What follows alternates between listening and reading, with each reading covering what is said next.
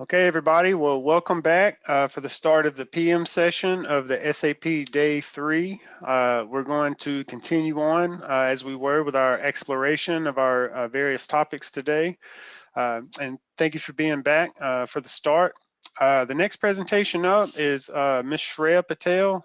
She is a research associate in the Food Safety Lab, and she'll introduce herself and tell you a little bit about their Food Safety Lab and what that looks like, and maybe share some opportunities that there are for the students once you get to university and get involved.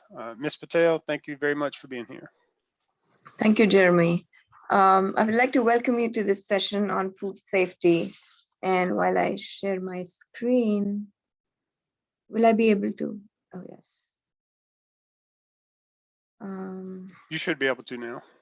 Yes. Are you able to see it? Yes, we see it. Okay. So this division of College of Ag, Communities and Environment offers research and certifications in food safety and nutrition programs at Kentucky State. And along with academic courses, this program also allows you to participate in research related to microbes, nutritional components of high value food crops. I and our food safety faculty, Dr. Avinash Tope, we lead research projects in food science with major focus on chemical analysis of food, microbiology and molecular biology to contribute to science and the agricultural community of Kentucky and provide a platform for our students to become well-rounded professionals in the area of food science and nutrition.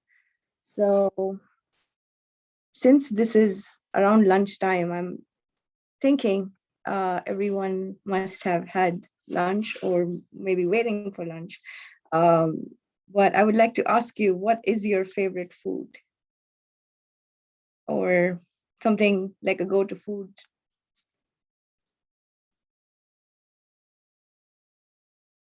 Anyone? Yep, feel free to put your answers in the chat or unmute yourself and blurt it out. If anybody shares in the chat, I'll read them out for you. Okay.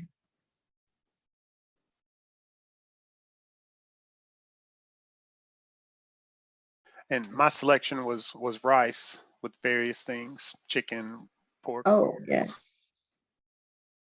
Rice is very satisfying.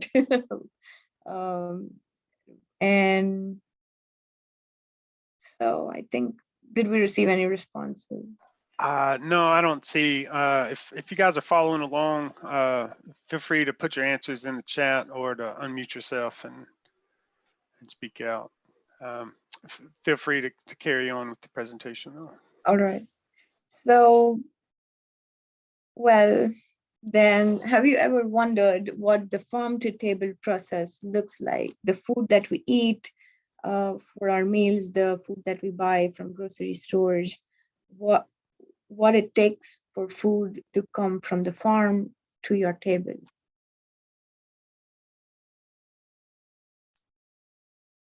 One thing, I'm going to move ahead. So this is what the food production chain looks like from farm to table. We receive food from our farms, from cattle farming. We receive meat and milk from farms. We get fruits and vegetables, whole grains, and we also do import and export food that we grow in this country or from other countries. So all this food goes to a processing unit where they are either packaged, cleaned, or processed to a different form. For example, hot dogs. So the meat gets processed to make it into a ready-to-eat or ready-to-cook hot dog, and those packages are distributed by distribution centers to retail stores and restaurants.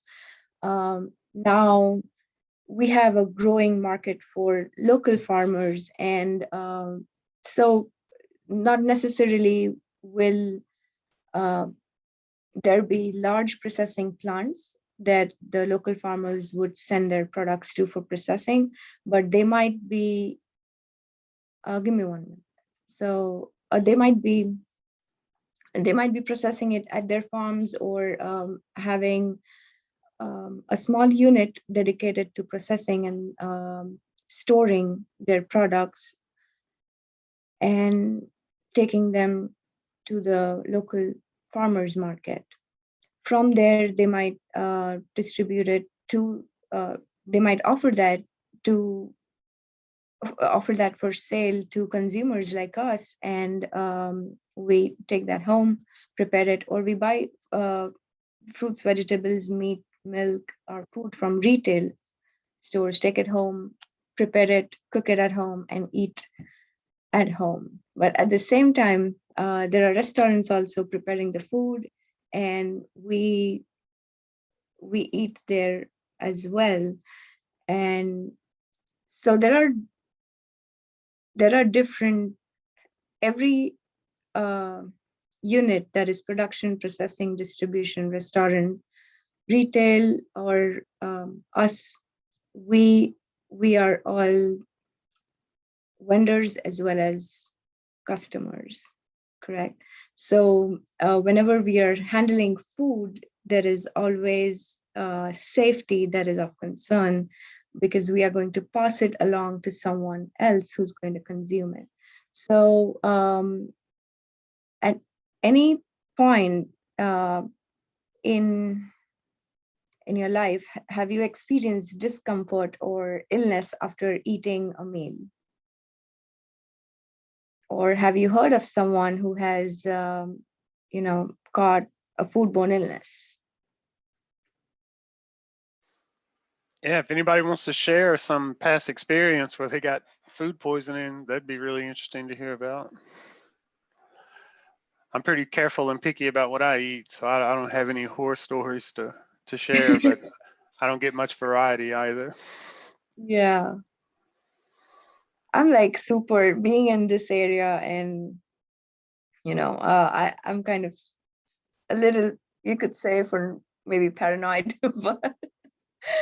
but yeah. So it's important. Like, if you don't want to waste 24 hours, trying to cope up with the symptoms of foodborne illnesses, and depending on what source of contamination is in the food, the symptoms can be mild or they can be severe. So some common symptoms are abdominal pain, diarrhea, vomiting, nausea. Sometimes you just get a light headache or bloating, and then the next day you're fine. So it just depends on immunity, age factor, and a lot of different factors. But if there are certain highly virulent strains of bacteria, uh, and commonly we refer to them as pathogens, the ones that cause a foodborne illness. Um, and there have been uh, incidences of foodborne illness being so severe to a point that people have experienced kidney failure. I do not intend to, uh, you know, scare you or something, but these are rare occurrences, but they are, you know, they are a little something that to, just note that can happen. And that is from a strain called E. coli 0157H7. And while E. coli resides in our body as well, in our intestine as well, those are not pathogenic strains, but some pathogenic strains will uh, cause a lot of symptoms and pain. And there was a 8-year-old who ate in a Jack in the Box restaurant, and she was served undercooked meal. Undercooked meat.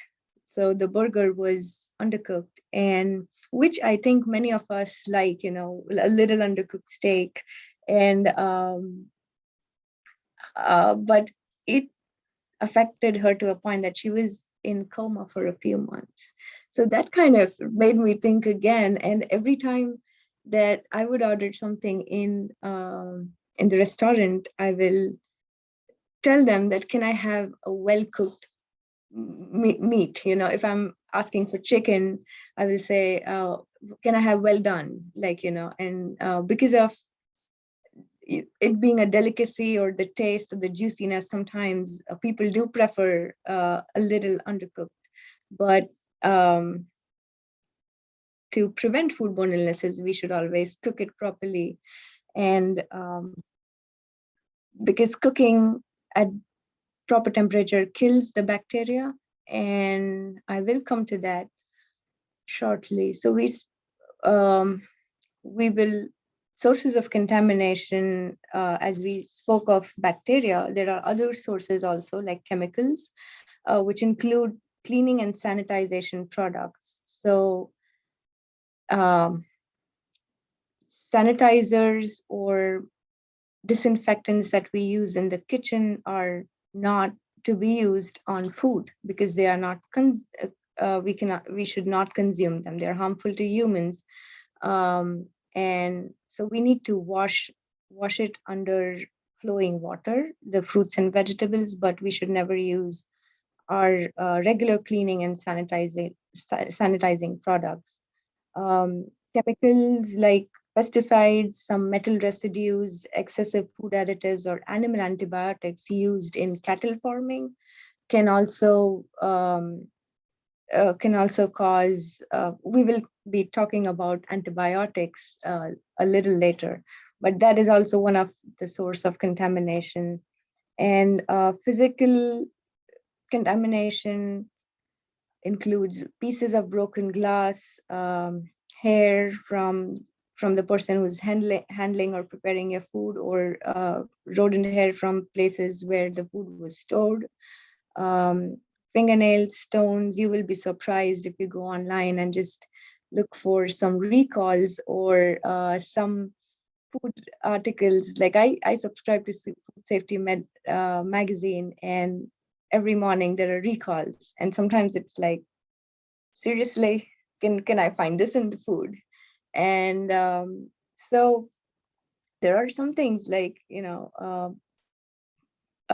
because these distribution centers and processing centers, um, they they have to meet certain standards. So even while planning to open a facility or to manage a facility, those managers have, or architects have to take under consideration all these factors, which will keep the temperature, um, the humidity and things like that in control, um, so that there are less pests, there is less effect of climate in the building where they're housing it and things like that. So as we spoke about immunity and how different sources of contamination affect different people, the most at-risk population are elderly, pregnant women, children, and immunocompromised individuals. So the possibility of them catching a foodborne illness is more, and the consequence, like, uh, you know, from catching the foodborne illnesses can be much more severe in these individuals. And the most at-risk food are ready-to-eat foods. Like if you are consuming raw, unwashed food straight from the grocery store, um, and or unwashed hands for that matter. So we learned a good lesson this past year. So ready to eat foods, raw, unwashed fruit, prepared salads, not all, but there are sometimes recall even on the ready to eat salad packets that we get, which say they are triply washed, and those, even though there are recalls on those as well sometimes. So um, it is important that we keep watching for such recalls. Um, Mr. Harper asked a question. He Mhm. says, is there a way that I could still get sick even if I'm cleaning my food and cooking it properly? Are there some viruses or something that are just so incredibly resilient that even with all that, they're still dangerous? Yes, there are highly resistant, thermo-resistant bacteria. But when you cook it to, like, for example, for chicken, if you cook it to 160 Fahrenheit, which is like the internal temperature, it kills the bacteria. Like, it will definitely kill any bacteria or virus that is in it. Now, recently, I think they had a outbreak of via poultry products, and and I think this is very recent. I was trying to follow it, and it was a strain of virus that was being spread in another country, um, and but mostly it is because of undercooked. If you are cooking it thoroughly, probably there is no issue. But if you're cooking it and not storing it properly, or if it is cooked frozen and um, you are reheating it and that procedure has not been done correctly, it is possible that you might get sick from it. Because when we store food, not necessarily it is just the bacteria that will spoil the food. Sometimes even there are chemical changes that happen in the food itself, making the food texture a little different. For example, we have oil. So oil that is sitting outside, it oxidizes over time and then it becomes rancid. So even when you taste an oil that has been sitting, like, which is like super old, or which was left uncovered, uh, you will taste that rancidity in it, and it kind of that could give you some symptoms like discomfort or bloating, but that is for maybe 24 hours. And then some things might cause allergies. So it's not always bacteria, but there are allergens in food. Some food additives or some preservatives also make you a little, um, they make you feeling bloated or something, but those do not necessarily qualify as foodborne illnesses. Does that answer your question? Yes, it does. Okay. Thank you. All right.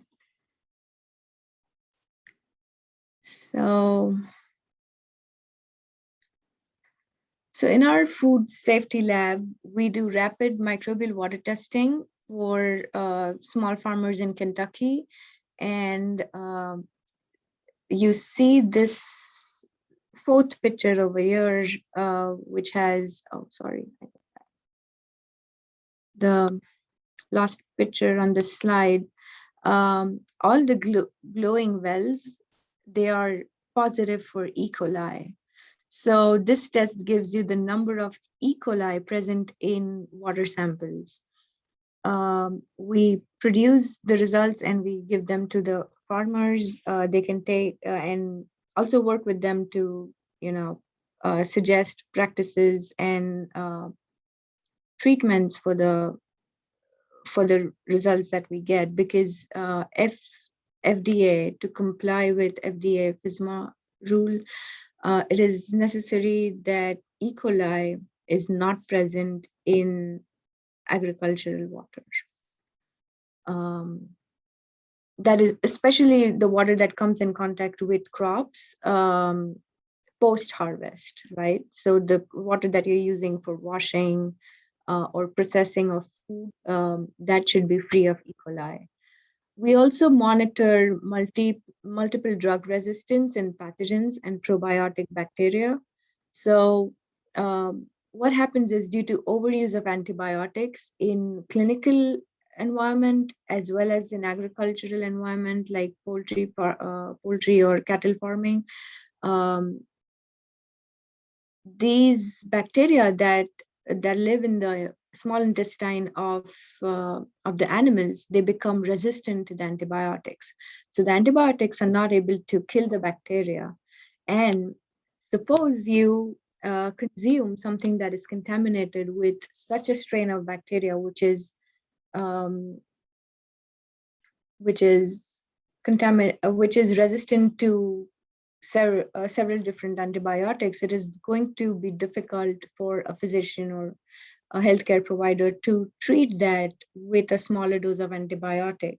So um, and this is becoming more and more of a concern um, globally, like not just in the United States, but WHO in 2016, um, they they announced this as a global concern, multiple drug resistance. And so in our lab, we monitor these pathogens that we isolate from different food products. And we also monitor probiotic bacteria because the consumption of probiotics has increased in recent years. And there are um, unregulated probiotic supplements on over the counter which are available, and we want to see what kind of antibiotic resistance does these probiotic bacteria carry, which are available on the over the counter supplements. And we want to see if that antibiotic resistance gets transferred to the pathogens that cause foodborne illnesses.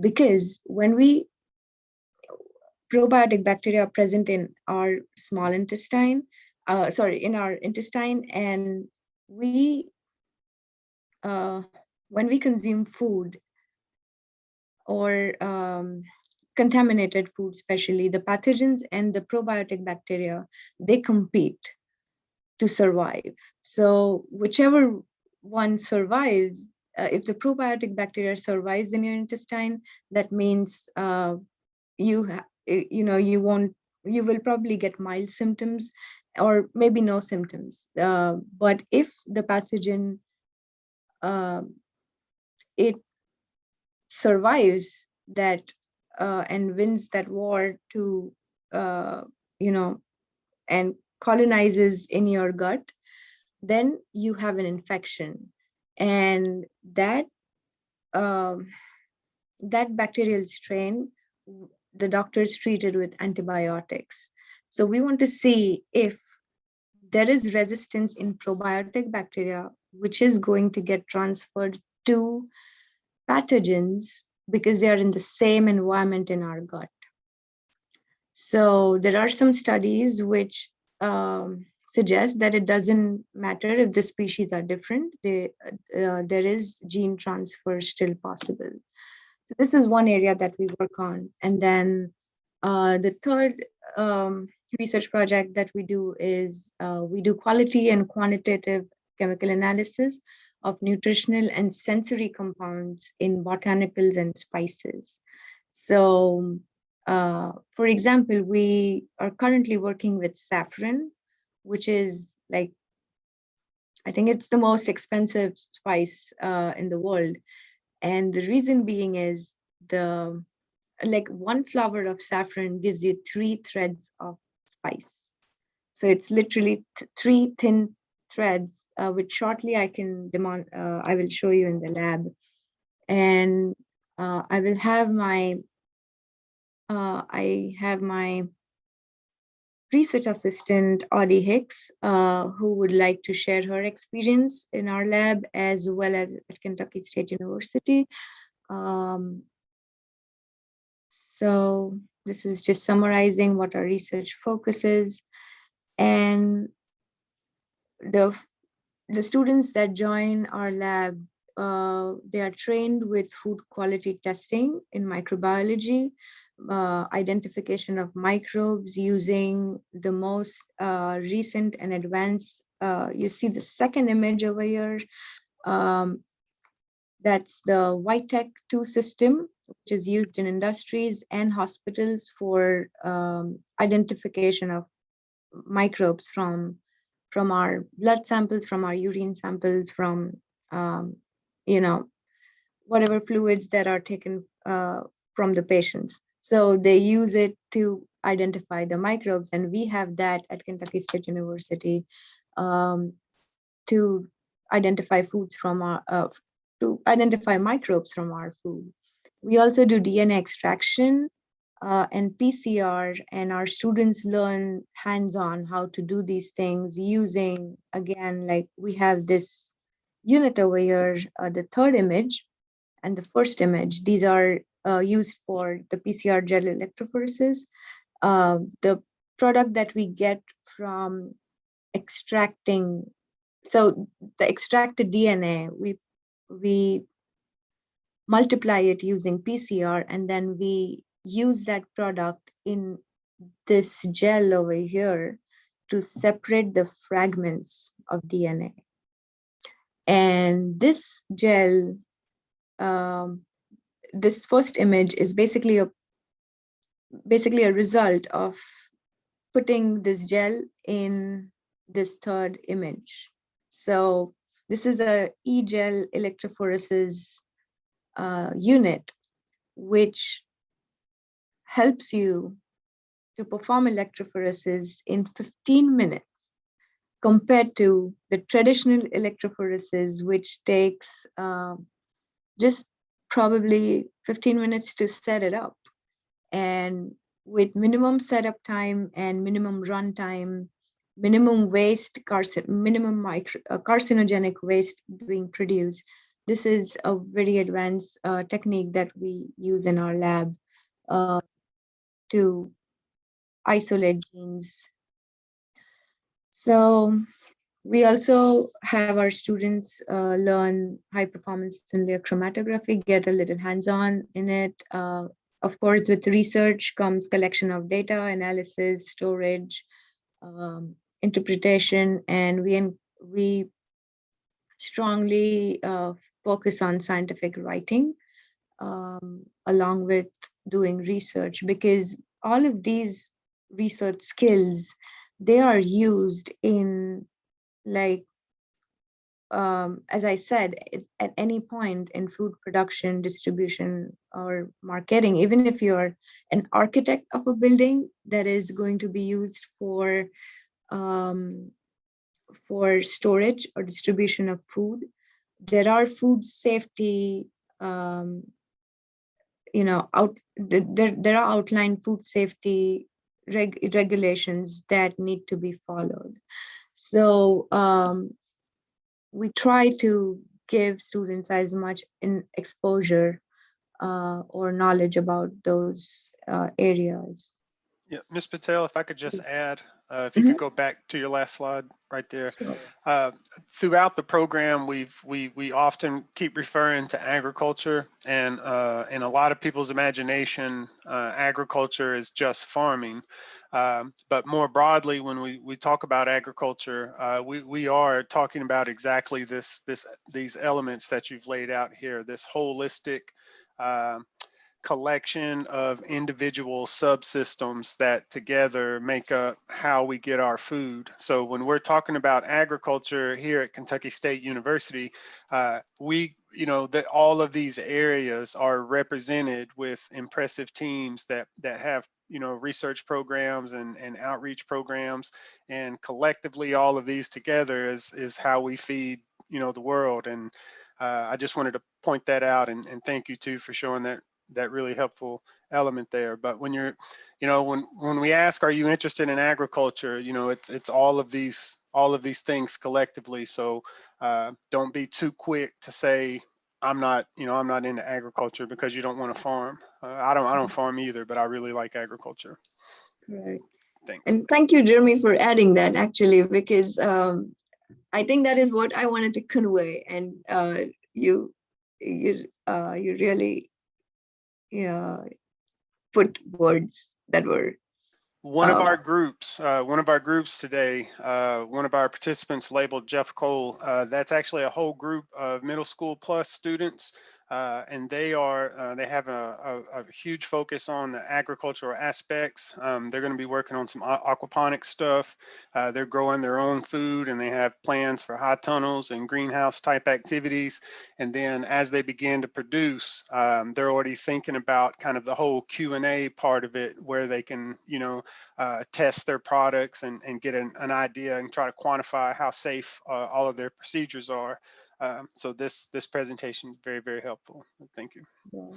And That's why. Thelma's Academy, if you guys have any questions, I know you had to jump on late here. So you kind of missed the front half of her presentation, but we have it recorded, and I think she'll share those documents as well, and a lot of additional resources that they have. Sure.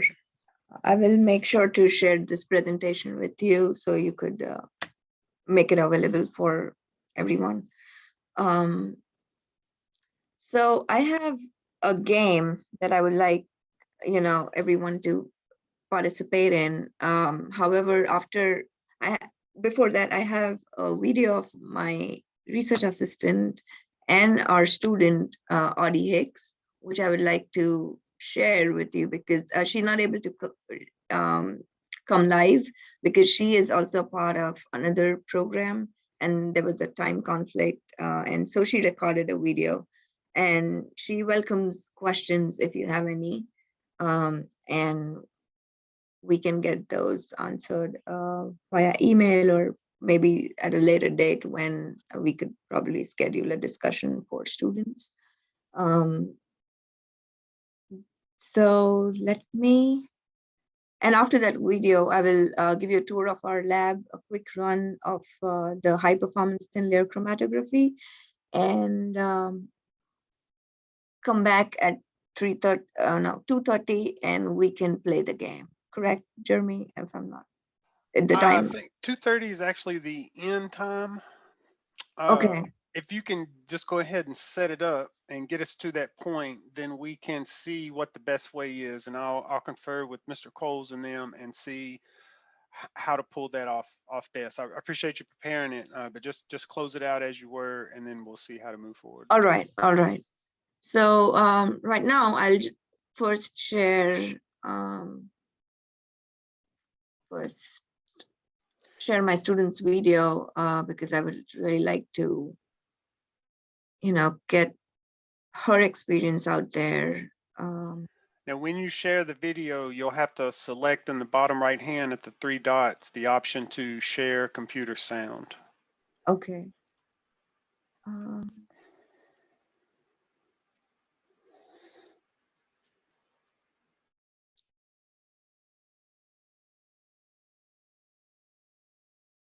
Share sound, yes. Good afternoon, ladies and gentlemen. Are you able to hear?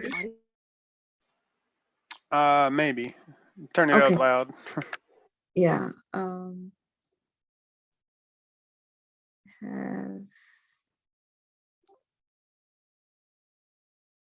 Hicks, a rising sophomore at Kentucky State University, and a STEM research assistant with my mentor, Shreya Patel. I was so honored when my mentor asked me to speak with you guys today. I mean, at first I was like, oh yes, of course. And then I really stopped to think about it. I'm like, am I really qualified to be speaking to you guys? I mean, if you think about it, I was just in your position about a year and a half ago. I just finished my first year of college and it was amazing. And being a STEM research assistant was probably one of my favorite experiences other than being a part of the Kentucky State women's volleyball team. And my major actually is nutritional sciences and food systems and a health science minor. So everything correlates, trust me. I know you might be thinking, health science, what does that mean? Pretty much it's just a pre-med track. I do want to go to medicine and I hopefully want to go to med school and be a physician. But I really hope to work in underrepresented minority communities and work at like family health centers because that's where you see a lot of the health disparities, a lot of the low-income families. And I just want to be able to change a lot of the health disparities that I see within these communities. And as being a minority myself, it's very prevalent within my own family. So within nutrition, is actually that background will help me so much because a lot about nutrition and like food safety is education and knowledge, and just giving that back and be able to educate somebody else. And I loved shadowing at the Family Health Center because I got to see that they have booklets, for students or for children and adults. And, they get to read about maybe their condition. They get to read, a book in their language. And it's the education part of life. Every day you're educating yourself, no matter if it's on social media, the news, anything that you're doing, you're reading something. And that's really what I learned about becoming a research assistant, is that it's a lot about educating myself on new things. When I had my first meeting with Shreya, I was, smiling. I was like, okay, I'm excited to do this. It's research. It's a great opportunity. And, she was nutrition and food safety. So, really my major, my track. And so I just wanted to get a deeper knowledge. I want to go into medicine with that knowledge that I can help somebody, by teaching them what's the right foods to eat, what you're putting into your body and how that helps you to grow and develop. We all learned in middle school the My Plate, right? You have your dairy, your fruits, your vegetables, your grains, your proteins, that's things that we're supposed to eat every day. Sometimes, you have cheat days, you just want a slice of cake, you want some chips, but it's about getting good nutrients each and every day. And so I was really excited that I was asked to share my experience, because it's actually helped me to learn about more what I want to do with my future. So I learned that research assistant is a lot to a part of it, and I'm so glad that I was able to learn. I'm a part of a big research group, and so all of we're called RAs, research assistants. We're all do bi-weekly roundtables, and so we go into a Zoom meeting and we all discuss, what we're researching, what we've been doing the past 2 weeks, and then, again, it's knowledge and education, and so they're teaching us something new. And so a lot of what you do as a research assistant is writing. You're reading and writing. Trust me, it's not really my strong suits, but that's why I'm working on it. So I remember my very first day with my first meeting with Shreya, and I'm just sitting there white face, ready to learn from her. And she's talking about saffron. I'm like, what's that? She's like, it's a spice. Have you ever heard of it? I'm like, no, but I'm smiling. I don't know if you couldn't tell, I like to smile a lot. And so I'm just sitting there like, yes, just learning, just grasping as much as she could tell me. And she's like, I don't have a lot for you today. So my saffron, how their project, and I'm just like, okay. I went home, then back to my mom's room. I was like, okay, we're learning about this. And that very first day, I did research. She said saffron, and I'm like, what's that? So I looked it up. I said, oh, it is a spice. Okay, great. And I actually end up having to do a summary report over it. So saffron is made of dried stigmas from a plant, Crocus sativus, and it's actually the most expensive spice produced in the world today. So saffron is such high demand and at such a high price because of harvesting, labor, cultivation, and handling of the product. It's a very valuable medicinal food product in Iran's agricultural economy. So this definitely spiked my interest, because I'm learning about saffron, and then I hear medicine. I'm like, that's where my goal is, my future. And I actually end up having to write, well, not just having to write, I end up writing medicinal properties of saffron paper for Shreya to overview and look at, because having to be virtual because the pandemic. It's like, because since you're not in the lab, maybe you can start doing some research of your own, and learning how to write those papers in scientific writing, and just switching from like writing big details, and then switching that to a scientific type writing and past tense. And I was just learning everything that she was telling me. I was just trying to grasp it. I was like, yes, ma'am. Okay, past tense, let's go. I have to cite my sources and finding credible sources. It was a very big part of being a research assistant, is, you can't do anything, everything we read is not true on the internet. Trust me, especially with everything from the pandemic, everyone should know that you can't just trust anything that you read. So, you really have to do your research again, and you have to dig deeper. And so my experiences have led me to, I'm writing summary reports, I'm writing lab reports, I have a lab notebook. And within that, I got to go into the lab eventually this year.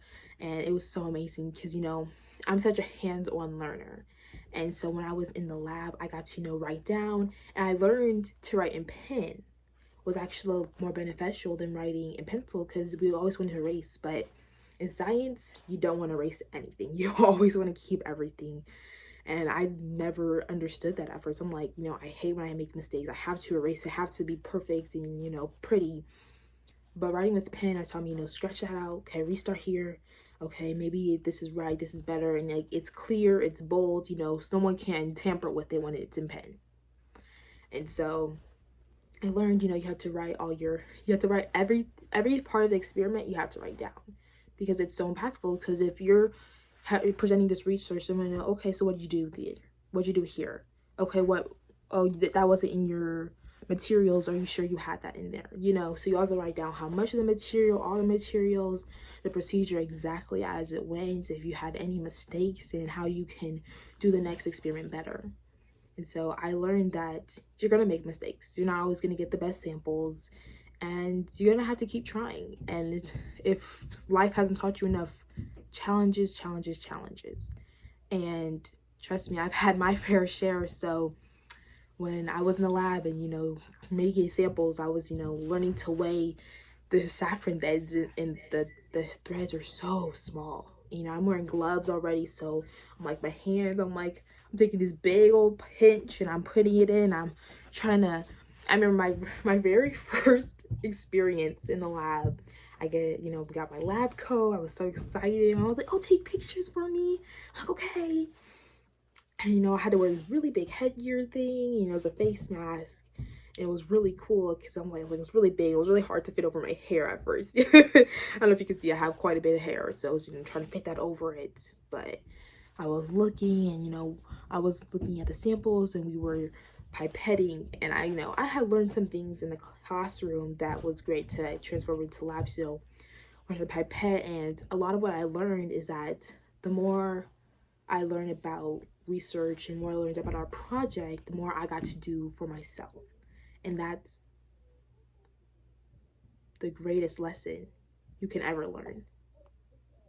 So doing something yourself, I'm such a hands-on learner, so when she said, oh yeah, okay, so you pipette this much ethanol out and then this much of distilled water, I was like, me? I was like, okay, put on my gloves. I was like, I'm like in my head, shaking, all nervous, my hands on. But, I didn't let Shreya see that. I was like, I got this. I was like, I've done pipette before, and I was like, getting low, trying to make sure I couldn't get enough in. I was like, okay, good, transferring over.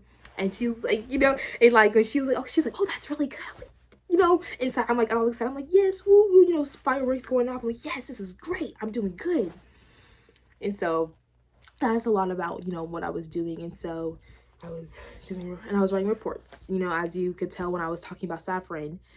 And I was, I was reading some of my summer report. Actually, I remember the very second day. It was the second day, and I had a meeting with Shreya again over Zoom, and I think it was like the next week. And the first slide she has, it says chemical fingerprinting analysis of saffron using high performance thin layer chromatography. I was like, okay, my big smile again. I was like, I have no idea what any of this means, but research. So that same day she's going through the slides, and I'm like, okay, I'm reading more. I'm like, chromatography, okay. So actually, chromatography, if you didn't know, which you probably didn't, involves taking a mixture of using solids or liquids to separate it out into different parts of based on polarity.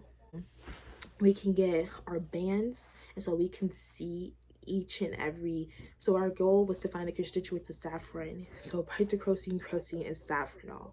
Because as saffron, as I said, is the most expensive spice, a lot of it has been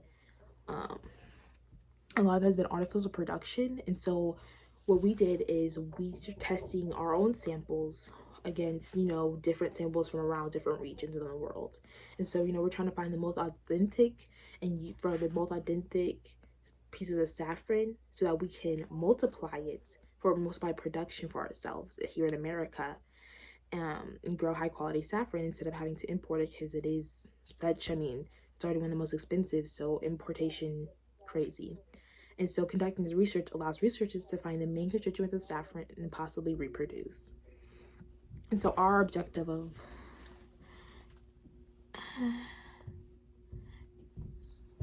so we wanted to evaluate the quality of saffron across the globe using HPTLC, high performance thin layer chromatography, and be able to reproduce it possibly.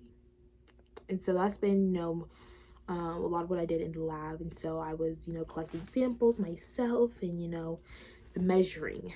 I will say I think that was my next task, after I learned the whole process of, the HPTLC and using the different machines, and I gotta, enter my own password and get my own account so I could see, the results for myself. It was great. And so I think the last thing I did before I had to leave school was I gotta go into the lab, and I was weighing out the samples, and I was working with a partner actually, and we were I forget what it's called, working out, but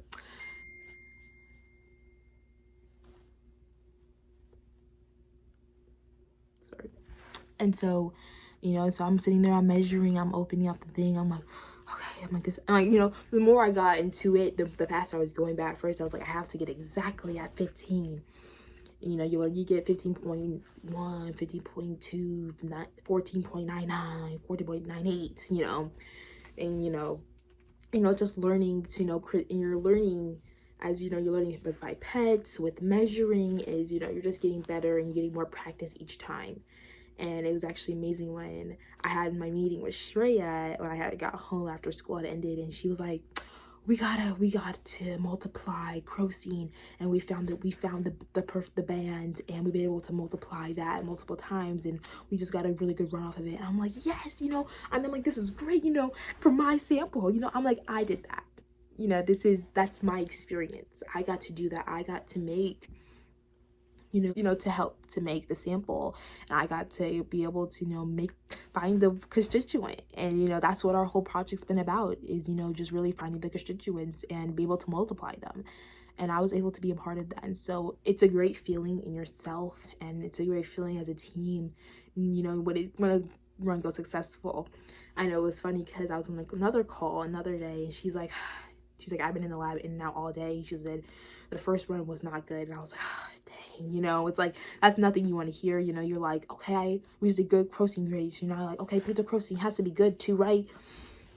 But that's a lot about science, is just trial and error each and every time. And I learned so much through my experiences, and I just obviously, you can tell I can continue to ramble on all day long, but you guys don't have all day, so I will leave Shreya to the rest of it. But that was just my little tidbit about what we've been doing, and my experiences have been so amazing.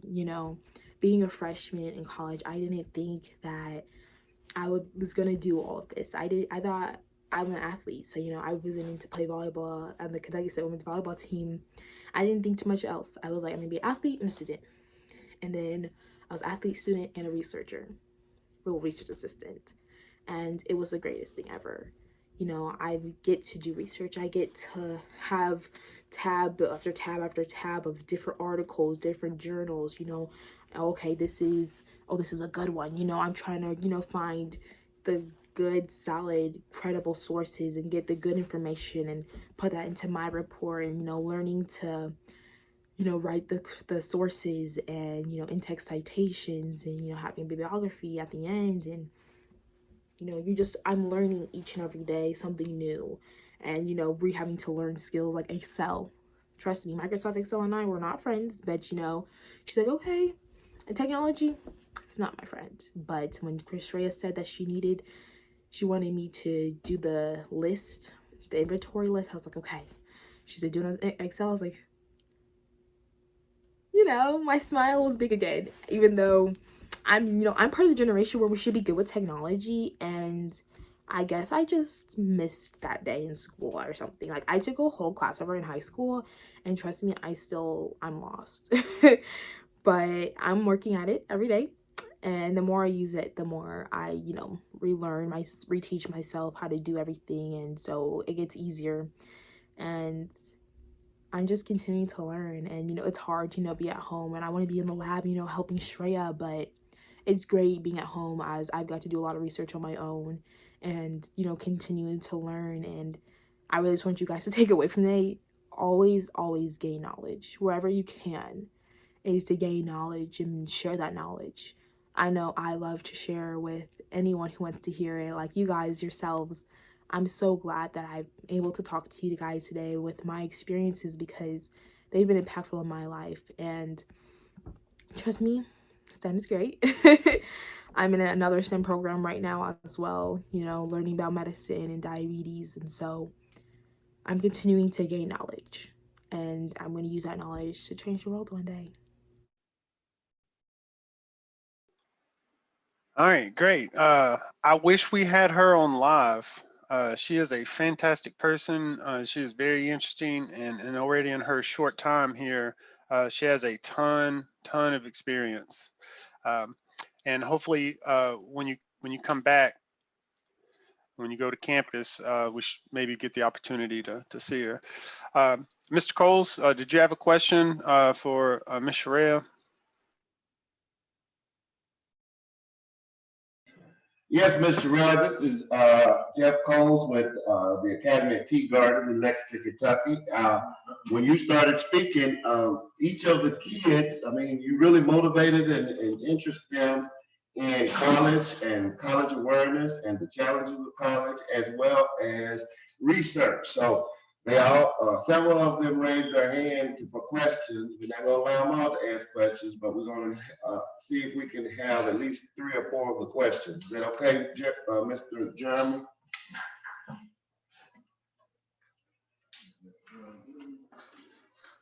Yeah, please go ahead. What motivated you to stay in college? If we were directing that question at the previous speaker that we just had, that was a recording, so she's not going to be able to answer the question at this moment. But Ms. Sherelle, are you still on? Yes, I'm right here. Yep, feel free to answer. Okay, so could you please repeat your question? What motivated you to stay in college?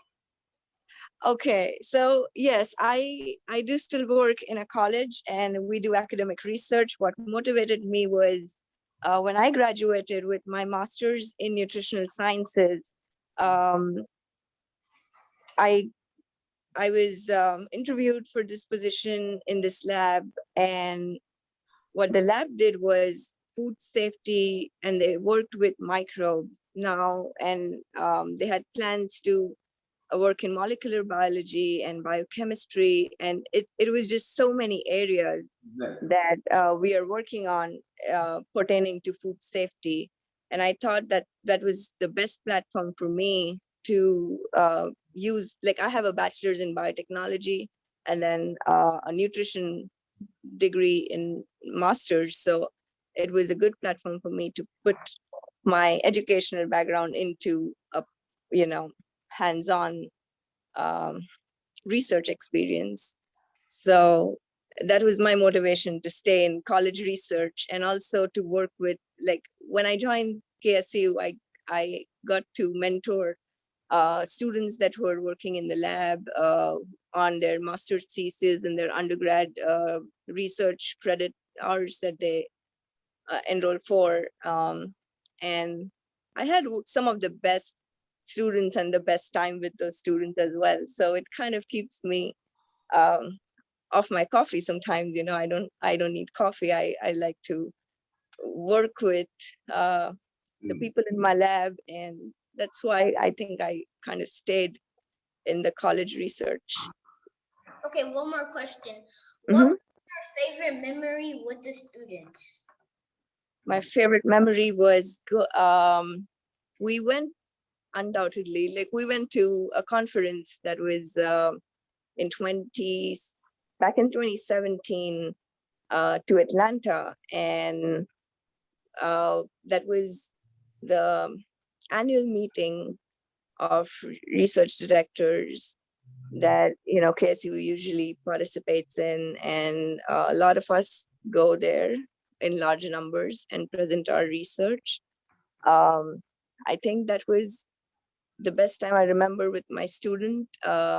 preparing for the conference, preparing for the presentations. We rehearsed so much before that, and then just the journey, even that was something that I remember. And you know, top of my head, that we enjoyed a lot was the conference, the preparation for the conference as well. Yep, I think we have time for one more. If you guys want to ask one more question. My name is Traylon, and what is it hard staying away from your family? It is hard, but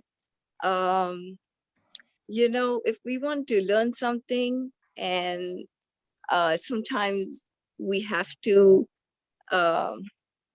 stay away from family, you know. If you're really interested in something and that is situated somewhere away from the family, like I have come from India over here to pursue my interest, and my family is still in India. So it is difficult. It is difficult. I do miss my family, but we have technology today and we can always visit them. But if you really like to pursue something, I think from my perspective, it is worth it. And we can always stay in touch with family, visit them, have them visit us, see what we are doing and things like that. So Well, thank you very much. If everybody could give Ms. Patel a virtual round of applause. We thank you very much for being here.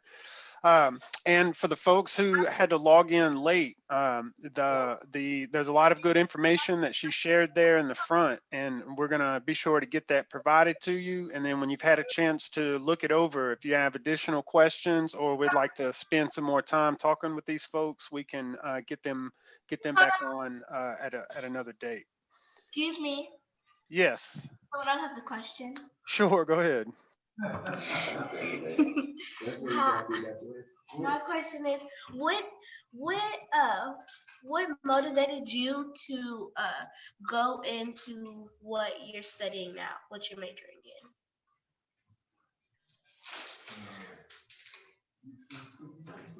in? Was that to Miss Patel? Yes, sir. Yeah, Ms. Patel, one more. They want to know how you got into nutrition. What spoke to you early on to pull you in that direction?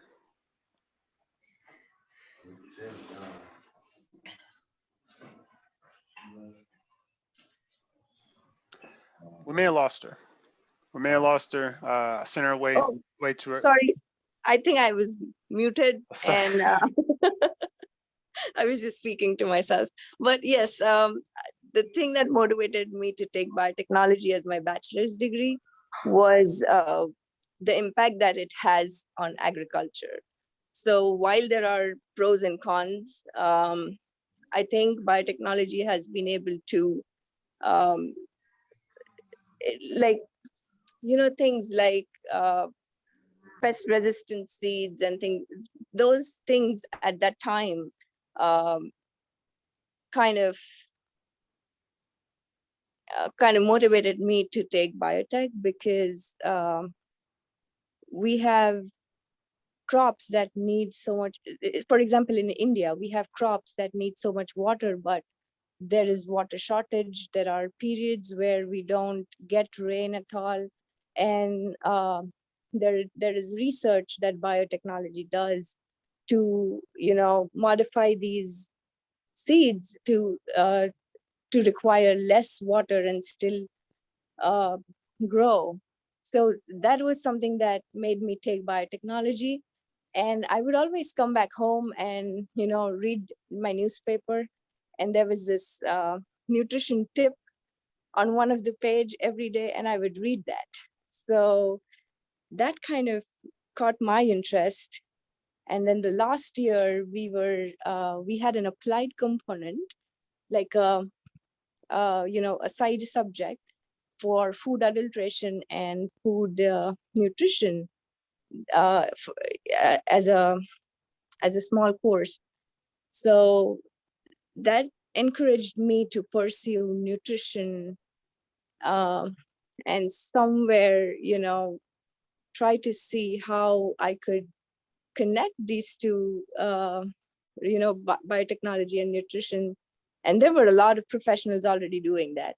So I just had to find the community to do that. And I feel that this lab over here does that. So that's how I got into this area, just trying to explore my interests. I hope that answers your question. Excuse me, I have a hello, my name is Ava and I have a question. Yes, Albert. Do you go on field trips with your professors?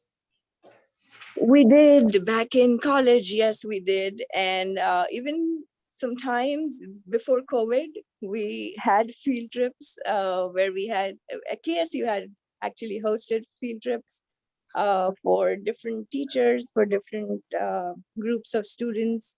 And we actually had one trip where we cooked for everyone at the camp in a food processing truck. So like we had a mobile kitchen, and me, my boss, Dr. Avinash Tope, and one of my student, Miss Sanita Kisanga, we three of us, and with help of Mason, who was in charge of the food truck, we all went, and with all the food safety practices and everything, we cooked together. We kind of that was an EERC where you will be going next Tuesday. So that was our little field trip near Frankfurt. But there are other field trips that university does have. Like I think some of them Jeremy is leading. So. Okay, yep. I have one more question. Mm-hmm. Last one. Do they have professors for every career? Do they have professors for every career in college? Excellent question. Yes. So I would say for food safety and nutrition, we have and as you saw in my presentation, we had a chart. I'm not able to pull up right now, but I would say in food systems, from water to soil to food crop, fruit processing, value added foods, like and also we have different agricultural systems to food distribution.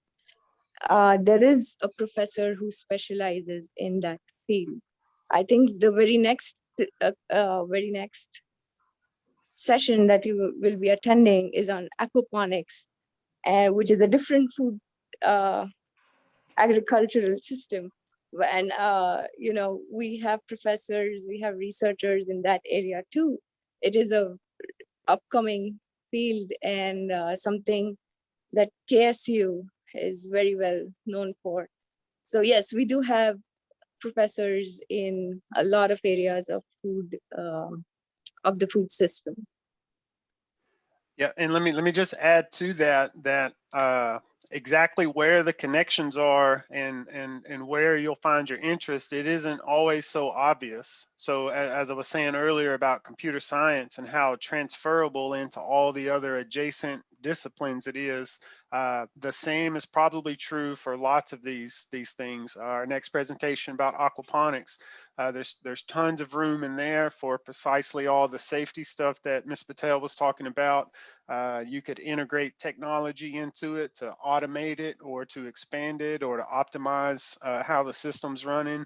There's really no end to it. And in fact, the new word of the decade or whatever is interdisciplinary, right? Because there's no problem can be solved by any one person or any one skill set. I mean, any problem worth tackling, takes a little bit of everybody. Ms. Patel, thank you so very much. I'm giving you a virtual round of applause. Thank you very much, and we look forward to seeing you very soon. Yes, thank you, Jeremy, for having me. And I love the questions. So have a good session ahead. I'm going to hang around to your Janel's aquaponics session, if that's fine. Yeah, great. Thank you. All right. Thank you. All right, so next up we do, this is the final presentation of the day, final presentation of the week. And for Thelma Academy folks, this one is really specially for you guys. I'm not gonna steal the thunder at all, but Miss Janelle and her team of research assistants are on here today, and they're gonna talk about aquaponics and let you know about the opportunities that they have planned for you. Thank you guys for being here, and feel free to share your screen and take over.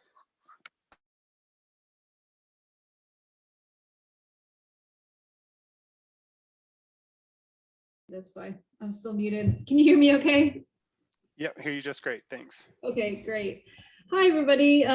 Thank you for the introduction. My name is Janelle Hager, and I am a state extension specialist for aquaponics. I've been doing research and extension in aquaponics at KSU for about 7 years now.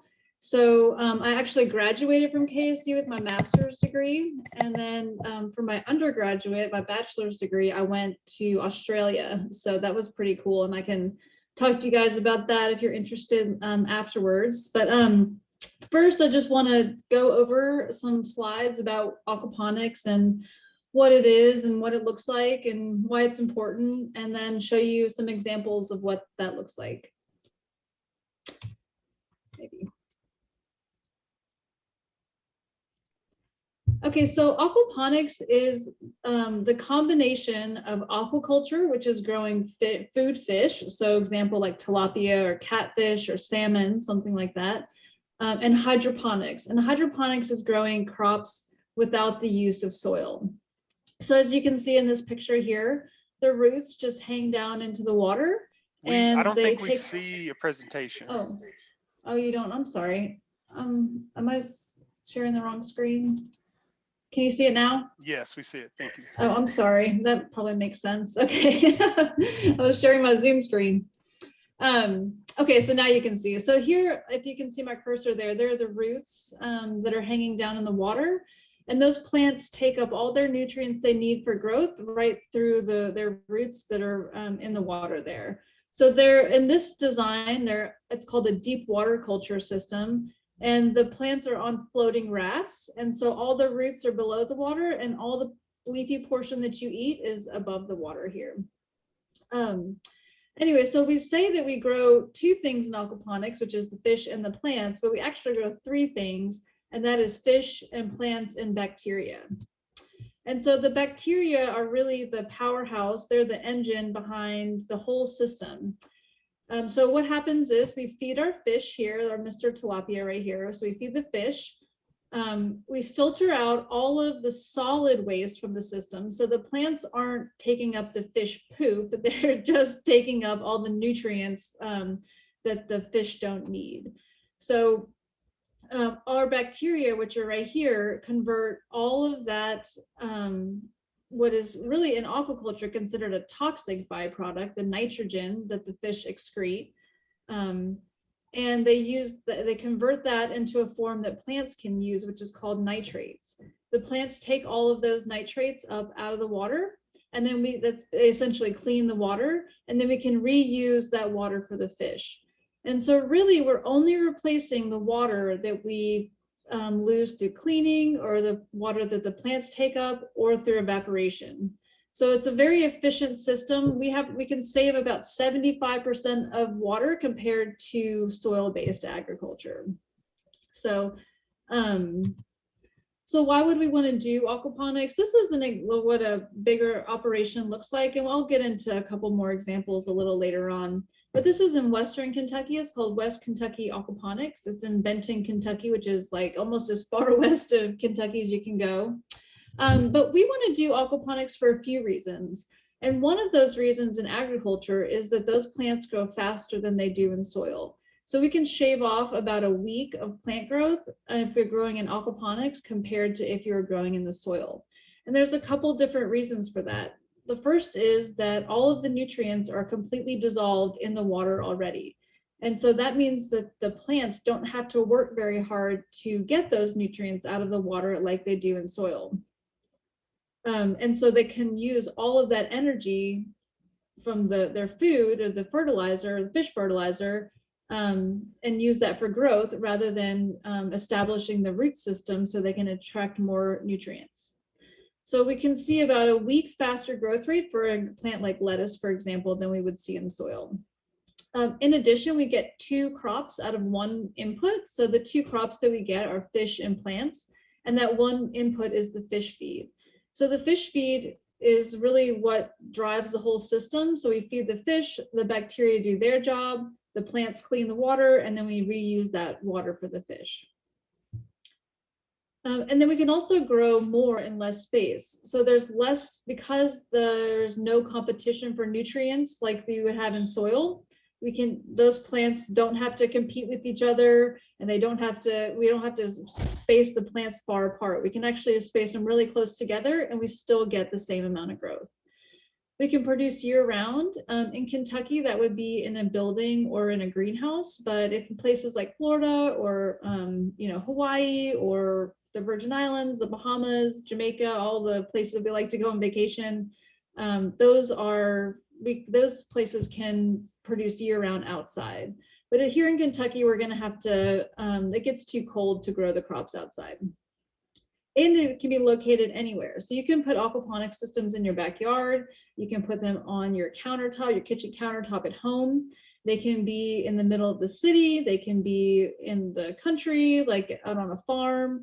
They can be on a rooftop. They can really be anywhere. And that's really important when we talk about, when we think about where people are located. So most of the people are located in the cities. And so all of our food, a lot of our food has to travel into those cities to feed people. But if we can do an aquaponics system indoors, then we can feed people right where, we can grow food right where the people are. So I just want to give you a couple examples of what aquaponics looks like. So here we have a desktop system.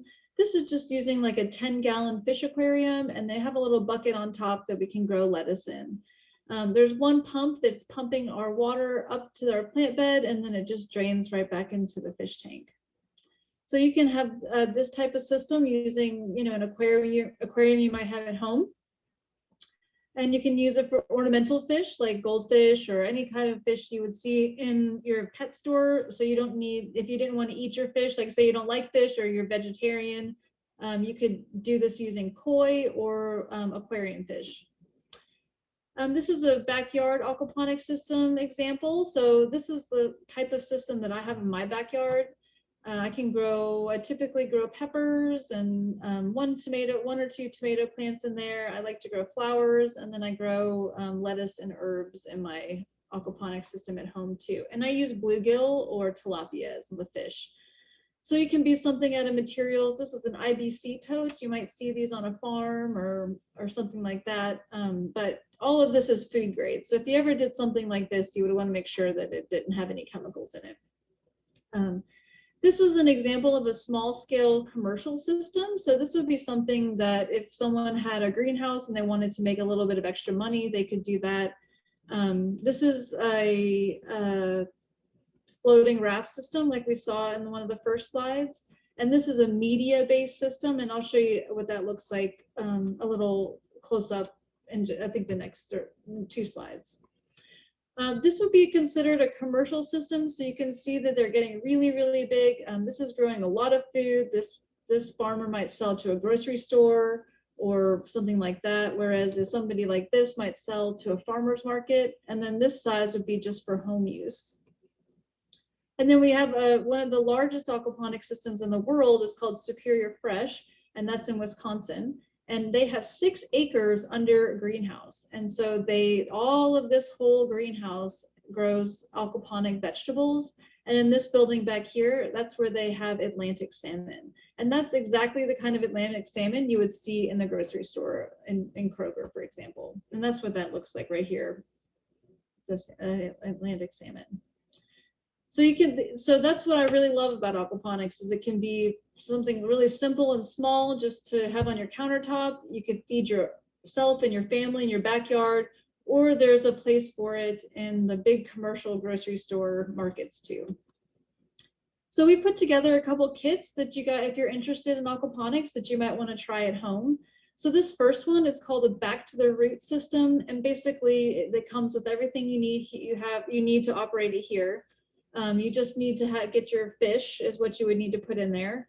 And you know, this is pretty small. It's maybe it can grow 6 plants in there, and the plants would have to be relatively small. But you could grow lettuce, you could grow small basil, you can grow herbs. If you have a cat at home, you could grow catnip, you could grow really anything you want like that. But it's just for fun and to try out. And we also have a larger system that we can offer you guys if you're interested. And this is what's called a media-based aquaponics system, and that's opposed to the floating raft that we saw earlier. And this media, it's clay pebbles, and those clay pebbles have, the clay is heated to a really high temperature, and it puffs up almost like popcorn, but it's really, really hard. And it has a lot of holes in the middle of it. And that keeps moisture and oxygen at the plant roots where we need it. So in this example, your fish will be down here in this black tote. This line right here is a pump that we pump up into our plastic container here. And we have 2 different ways you can do this, but I won't get into that now. If you guys have questions about it, you can ask me after. But then the water flows back down and into our fish tank here. So this type of system, you can maybe grow like 6 or probably 10 different lettuce plants. Maybe, you know, if you wanted to do herbs or something else in here, if you wanted to try pepper plant, you could do that in here as well. This type of system does really well with peppers and any fruiting crops. So a tomato you might be able to fit 1 in there, and the roots would probably get pretty big. So I would try something like lettuce if it were me. But I didn't want to take up too much time because I wanted you guys to have an opportunity to ask some questions. So does anybody have any questions about aquaponics?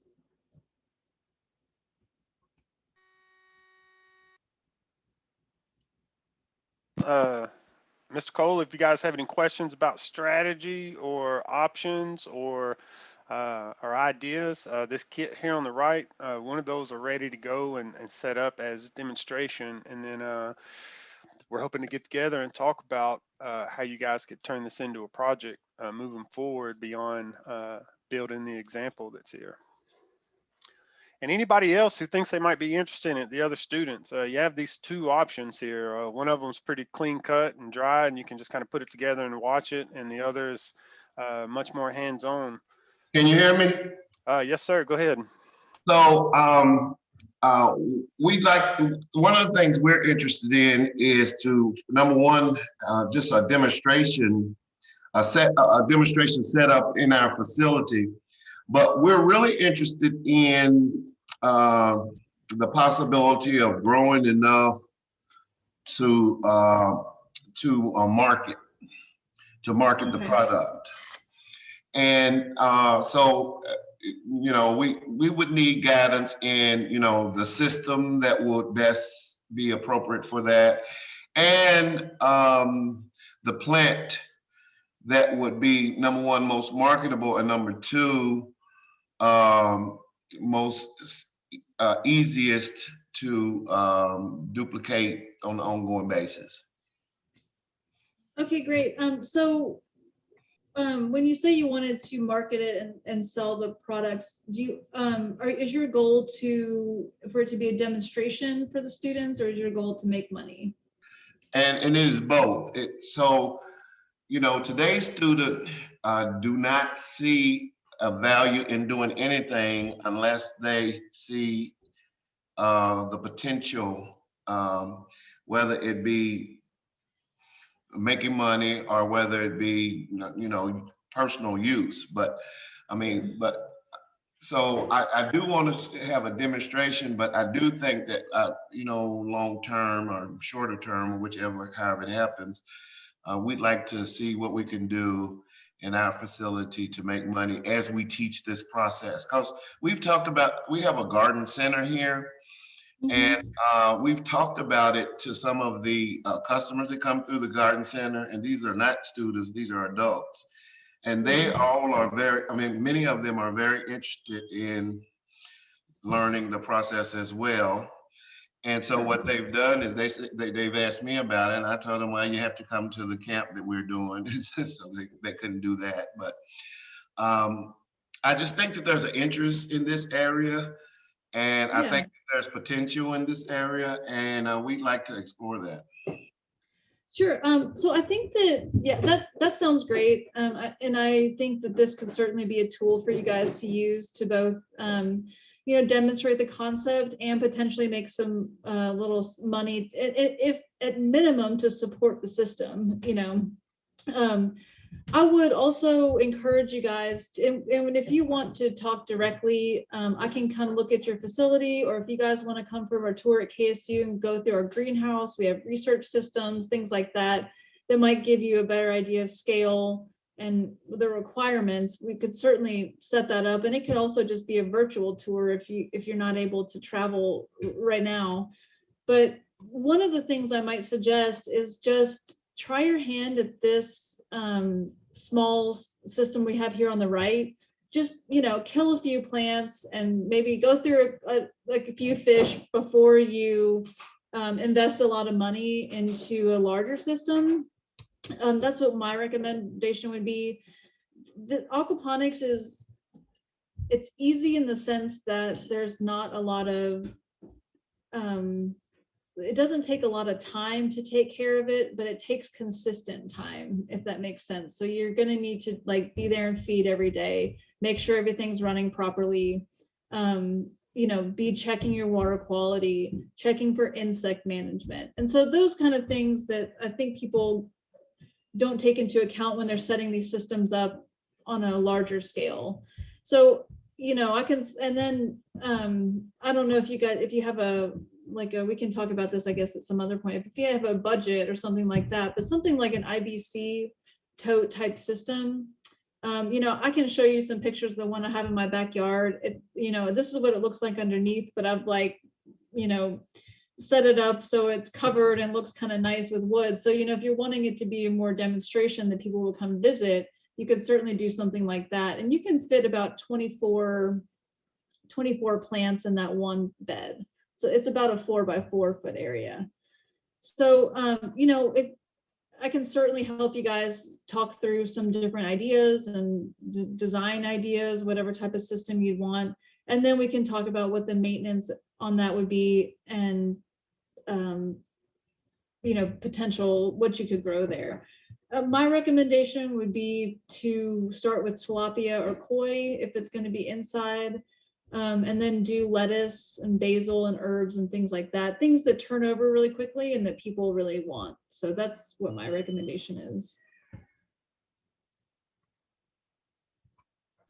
And let me just add, beyond this technical stuff that she's talking about, we have other departments on the campus that specialize in kind of other areas. So when you do get to thinking about marketing and larger ideas about gathering consumers and stuff, there's a lot of other resources like Joni Nelson's team that their job is to just kind of connect you to those other parts. So taking part in all the activities that are happening. In fact, today was Third Thursday. Would have been a great day to catch Joni and them talking about the services that they offer to folks that are trying to do this very thing that you're talking about. I just wanted to quickly introduce two of our graduate students that we have on the call here. We have Chris Ward and Andrew Lohman. Andrew's been with us for almost 2 years, and Chris had signed on right before COVID happened. So we're just now getting him integrated onto the team. But I just wanted you guys to hear from some students and see what they're working on. If we have just a couple minutes to introduce them. I'll let them introduce themselves. Andrew, do you want to go first? Sure, I can go first. Let me turn on my screen really quickly so that people can actually see who I am. There we go. So my name is Andrew Lohman. Like Janelle said, I am a graduate student at Kentucky State University, and I am doing my research in aquaponics.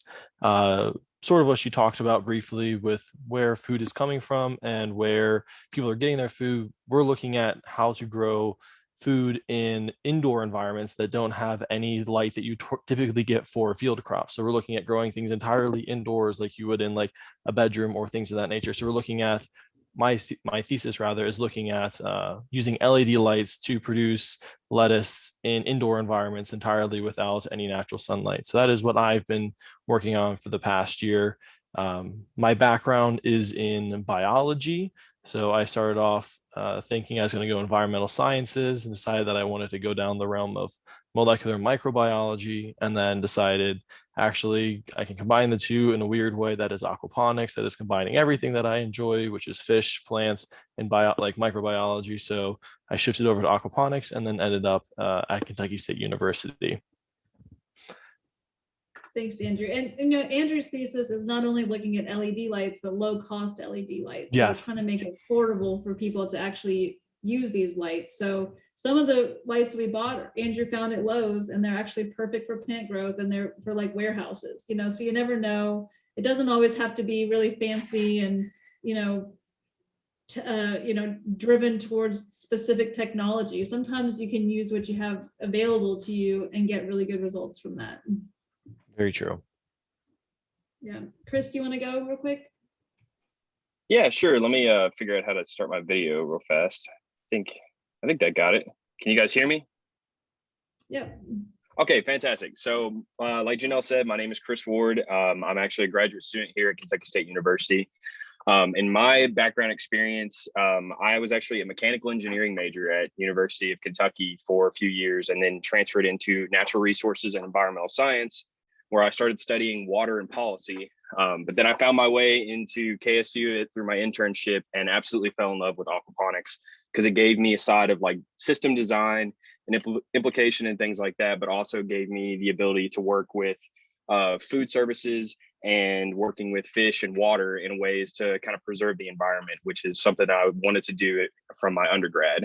Currently, I am getting ready to start my thesis research and stuff like that. We're getting ready to kind of sit down and work all that through. Like Janelle said, I came in right as COVID hit. So I've been a lot of work from home, but like I'm happy to finally be in and doing a lot of work on campus and things like that.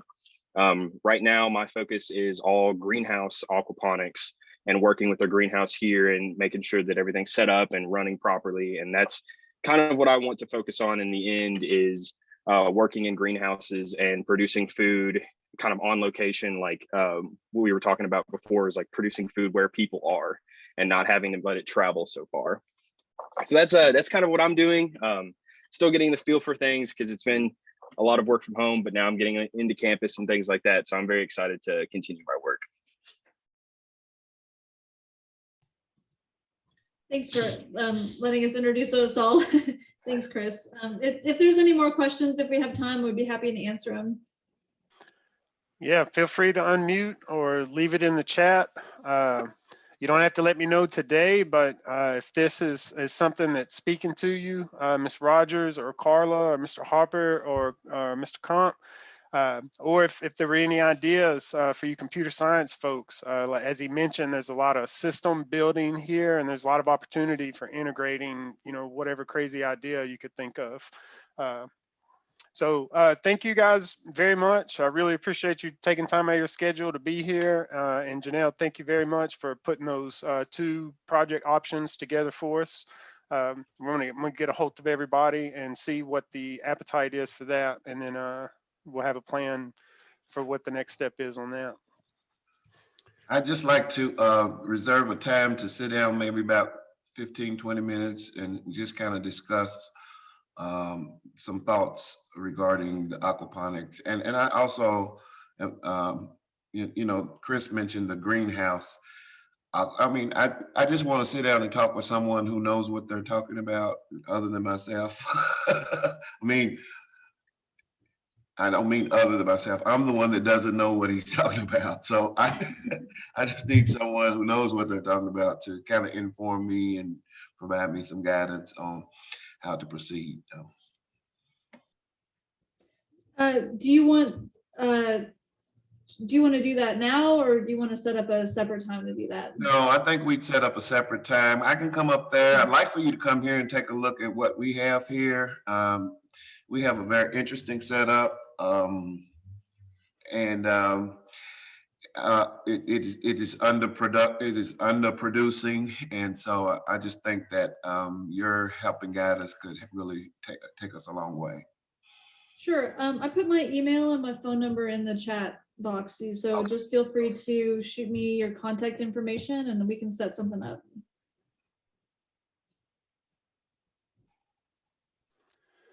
Okay, well, that brings us to the end of day 3 and week 1 of the SAP. There's been a lot of stuff. You guys that are still on here, I appreciate you hanging on to the very end. Thank you very much, presenters. Thank you all very much. We did record this, and we'll be placing it online, and I'll give everybody the shot to approve before we do that. But thank you very much, and I'll be in touch with everybody and students. I'll be sending more information that'll, fill out all the details for next week. And if you need anything, just please call me or send an email or whatever. So thank you all and have a great day.